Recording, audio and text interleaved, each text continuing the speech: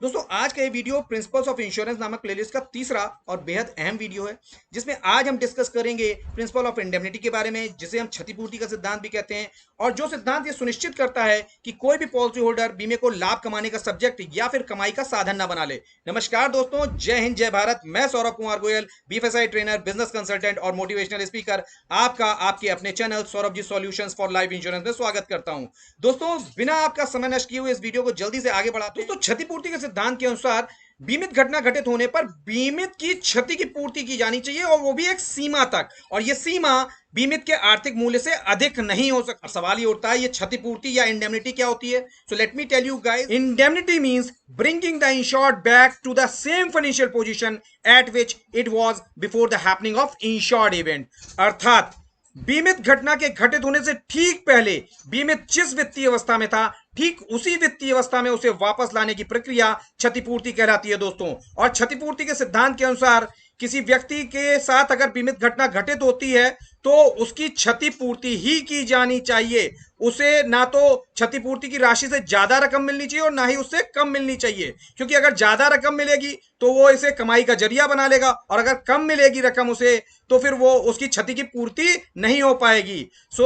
याद रखिए दोस्तों कि क्षतिपूर्ति के सिद्धांत के अनुसार किसी व्यक्ति के साथ अगर बीमित घटना घटित होती है तो उसकी क्षति की पूर्ति ही की जानी चाहिए, अर्थात उसे उतनी ही राशि मिलनी चाहिए जितनी राशि से उसे बीमित घटना के घटित होने से पहले वाली वित्तीय अवस्था में वापस लाया जा सके। चलिए दोस्तों, अब प्रिंसिपल ऑफ इंडेमनिटी अर्थात क्षतिपूर्ति के सिद्धांत को एक एग्जाम्पल के माध्यम से समझने की कोशिश करते हैं।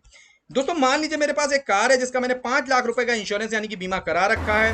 अब एक दिन मैं ट्रेवल करते हुए अपनी कार से कहीं जा रहा था, रास्ते में अचानक कार का एक्सीडेंट हो जाता है। इस एग्जाम्पल में दोस्तों मेरी कार बीमित है और एक्सीडेंट बीमित घटना है। तो बीमित यानी कार को बीमित घटना यानी कि एक्सीडेंट होने से ठीक पहले वाली अवस्था में वापस लाने की प्रक्रिया क्षतिपूर्ति कहलाएगी। और इसके लिए मान लीजिए मुझे कार को एक्सीडेंट होने से ठीक पहले वाली अवस्था में वापस लाने के लिए 50,000 रुपए खर्च करने पड़ते हैं। तो 50,000 रुपए की मेरी क्षति हुई। अब बीमा कंपनी द्वारा मुझे 50,000 रुपए का ही भुगतान किया जाएगा, ना कि 5 लाख रुपए का। अब सवाल ये उठता है दोस्तों कि आखिर ये 5 लाख रुपए क्या है जिसका मैंने इंश्योरेंस कराया है, क्योंकि कंपनी तो मुझे क्षतिपूर्ति के रूप में 50,000 रुपए दे रही है, जबकि बीमा तो मैंने 5 लाख का कराया। जो अभी हमने एग्जाम्पल देखा था उसमें कंपनी ने क्षतिपूर्ति के रूप में मुझे 50,000 रुपए दिए, जबकि बीमा मैंने 5 लाख का कराया था। तो आखिर ये 5 लाख रुपए है क्या? तो मैं बता दूं दोस्तों, 5 लाख रुपए सम इंश्योर्ड है। सम इंश्योर्ड मतलब क्षतिपूर्ति की अधिकतम सीमा। जैसे कि अभी जो पहले एग्जांपल में हमने बात की थी, गाड़ी को एक्सीडेंट से ठीक पहले वाली स्थिति में लाने के लिए, एक्सीडेंट से ठीक पहले वाली स्थिति में लाने के लिए मेरे 50,000 रुपए की क्षति हो रही थी। 50,000 रुपए लग रहे थे, 50,000 की क्षति हो रही थी, उसकी भरपाई कर दी कंपनी ने, यानी 50,000 रुपए दिए। इसी तरीके से अगर गाड़ी को एक्सीडेंट से ठीक पहले वाली स्थिति में लाने के लिए 1 लाख रुपए लगते तो कंपनी 1 लाख रुपए दे देती। और मैक्सिमम कितना देती? चूंकि 5 लाख तक का बीमा कराया मैंने, तो मैक्सिमम क्षति गाड़ी को एक्सीडेंट से ठीक पहले वाली स्थिति में लाने के लिए मैक्सिमम कंपनी 5 लाख रुपए तक का भुगतान करती।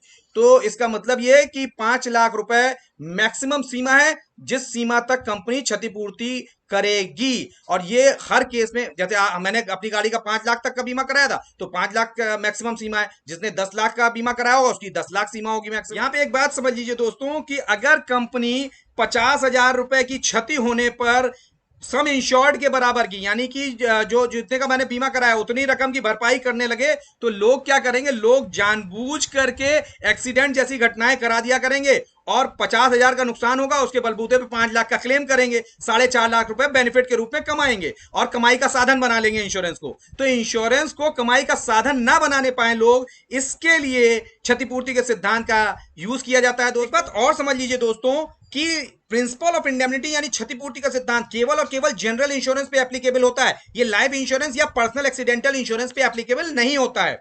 अब मान लीजिए एक आदमी ने 50 लाख रुपए का लाइफ इंश्योरेंस कराया और उसकी डेथ होने पर उसके नॉमिनी को पूरे 50 लाख रुपए दिए जाएंगे, जबकि जनरल इंश्योरेंस में ऐसा नहीं होता है। जनरल इंश्योरेंस में अभी अभी आपने एग्जाम्पल देखा, हमने गाड़ी का बीमा करा रखा था 5 लाख का, पर एक्सीडेंट होने से ठीक पहले वाली स्थिति में वापस गाड़ी को लाने के लिए 50,000 रुपए की क्षति हो रही थी, यानी 50,000 रुपए की जरूरत थी।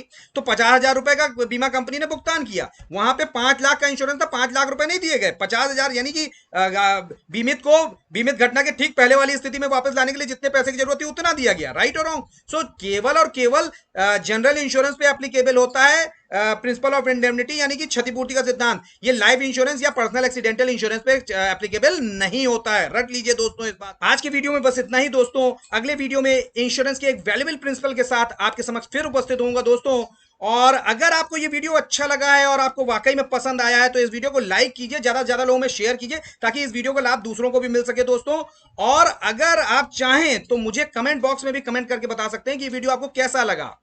और अगर अभी तक आपने मेरे चैनल को सब्सक्राइब नहीं किया है दोस्तों, तो किस बात का इंतजार कर रहे हैं? जल्दी से इस चैनल को सब्सक्राइब कर लें, ताकि इस तरीके के वैल्यूएबल वीडियोस के नोटिफिकेशंस आपको समय समय पर मिलते रहें। सो अपना बहुमूल्य समय लगाकर इस वीडियो को अंत तक देखने के लिए आप सभी का हृदय की गहराई से बहुत बहुत धन्यवाद दोस्तों। धन्यवाद।